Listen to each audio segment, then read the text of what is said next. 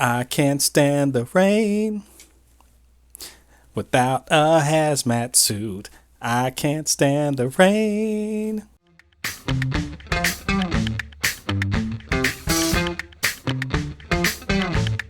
Welcome back, all you Fabricans and Fleshbags, to the super not funny show reviews. I am Jen Thépuppét, your resident fabricant and comment extraordinaire on all things pop culture. And today we're going to be talking about the 4th episode of Debris, coming to you from NBC, streaming on Peacock and on Hulu. So, was it good? Was it bad? And should you be watching? Stick around because I have opinions. Debris Episode 4, entitled In Universe. It follows on the previous episode, Solar Winds, but this time we got Finola and Brian jetting off to Nebraska to deal with a piece of debris that is plaguing a farm. In particular, it's causing a strange rainstorm, and anyone who leaves the rainstorm dies.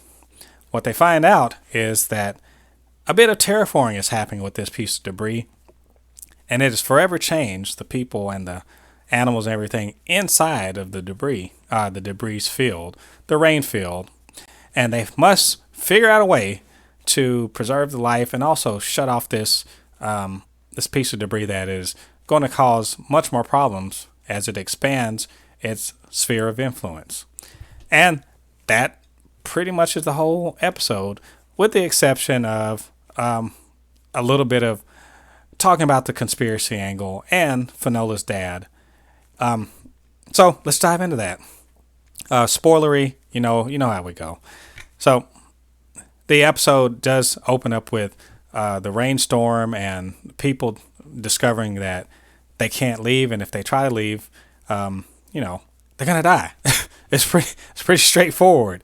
And the orbital people and Finola, they arrive on scene, and surprise, surprise, hey, you remember the no maskers I was talking about, Finola and Brian from the previous? They don't know how a hazmat suit works. Well, they get suited up in spacesuits for this one because it's pretty clear there's something chemical or weird going on, some kind of weird effect. So, donning their spacesuits, going into the field, taking samples, taking air samples and everything, it becomes clear something is weird. And the weirdness is this, that all of the air within the sphere of the rain is, in fact, chlorine gas. And that the non-native life, the alien life, if you will, uses chlorine respiration. And that the people inside aren't dead because they've learned how to do, they've been forcibly mutated so that they also can do chlorine respiration. It's quite a situation because this is technology way beyond what humans can deal with. And how do you fix people who have a DNA situation that we don't know how to fix? It's quite a conundrum. And it calls into question the priorities of Orbital, the priorities of Finola. She's definitely a person she's a crusader. I think that's been clear from the beginning. She wants to do what's right and what's best for people. And it makes you wonder about need to know, who has the right to know, who has the right to choose whether or not they put themselves in danger, to face death. It's all some really kind of weighty issues.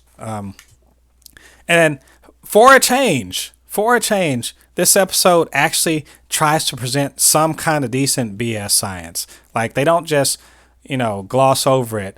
Finola and Brian actually have to, consult people who know what the fuck they're talking about. Like, biologists and doctors and shit like that. Engineers, all that sort of stuff. They actually have to talk to people, and there's bullshit science on display that sounds plausible enough that I can buy it. Good. Thank you for doing that, finally. Debris. I was really wondering if you guys really were going to stick with this whole, just gotta believe, dare to believe crap that was going on last episode. So they fixed that. That's a great fix to the problem. The human angle this week is not stupid or, kind of been done before, well tread and boring stuff. The human angle is there's a guy who was off the farm as a part of his job, comes back, he can't get into the farm even though his family is in there, and he's crazed. He's crazed with fear and panic and everything, and he's been they're sitting on him and not letting him get to them, and Finola is standing there trying to figure out if her moral compass can be compromised enough to follow the company line. Psst, hint, it can't. But there's reasons for that. We also see, we see Brian as the true company man that takes the orders and runs with them, and maybe is a little too disconnected as a part of doing his job, that he doesn't see the human angle in this.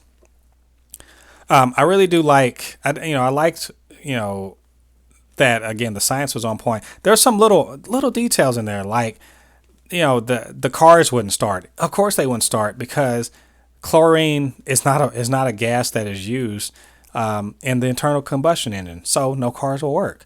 So that's really nice. You also have what I thought was funny. There's, like, I guess, again, details. The sun actually shines in this show for a change. I didn't even know that the sun existed in this show. As gray as it is, like they're out in Vancouver or wherever in Canada they're filming, and it looks like it's just gray all the time. Additionally, you have a further wrinkle in the whole show, a thread that's been strung along since the third episode or second episode, which is that Finola's dad is alive, and that Brian knows, and that Orbital knows, and now Finola knows because her bosses in MI6 have discovered not only this information about her father, but that Orbital knows. And she's been ordered not to talk. So, strain on the relationship coming up. Besides just the strain on the relationship with their difference of opinion here, and his second guessing and trying to shoot her down. But it all ends up, they come up with a good solution. This is the sort of thing I want to see from a show like this. A bad problem that has a solution, or at least some kind of stopgap solution. I was actually, speaking of the solution, it comes down to basically using another piece of debris to put people in suspended animation. Okay, makes sense. It's cool. I get that. Because really the question was going to be, do you sacrifice, a dozen, 24 people for the safety of many thousands more because the rain was expanding? And obviously you do that, but Finola found a way, as always, our heroes always find a way to kind of have her cake and eat it too, and they go into suspended animation, which I might add, looks a shit ton like some bad Star Trek The Next Generation CG. Not even going to lie about that. It looked like something I've seen on Star Trek like 20, 30 years ago. So maybe do better. You guys maybe y'all just spent too much money on the rain machines and being on location. I don't know. But that's not too terrible. Overall, if you hadn't noticed, I like this episode.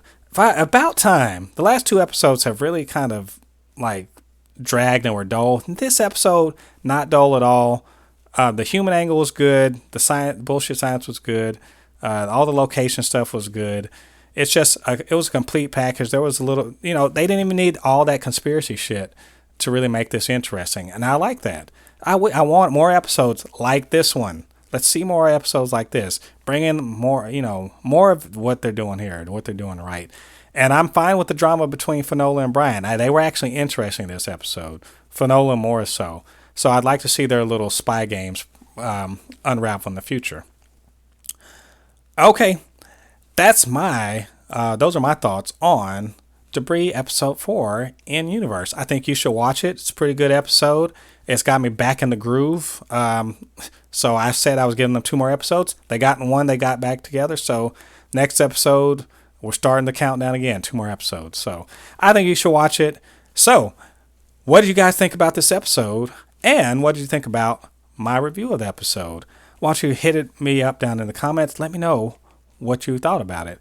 Or if you want to have a longer conversation or, longer comment, you can hit me up, supernotfunnyshow@gmail.com, or on Twitter @supernotfunnys1, and we could chop it up talking about Debris and how it's getting its shit together. Also, are you subscribed? You're not? What are you doing? Hit that subscribe button. Join the Super Not Funny Show family. We're doing all sorts of stuff around here. And hit the notification bell so you can know when we drop more content, reviews, reactions, anything else that floats our pop culture boat. All right, all you Fabricans and Fleshbags, thanks again for joining me for this review, and come back next week for the next episode of Debris. And we'll see if they keep this train rolling to the right destination. I've been Mo Thépuppét, your resident Fabrican and comment extraordinaire on all things pop culture. And I'll catch you guys on the other side of the thread. Peace.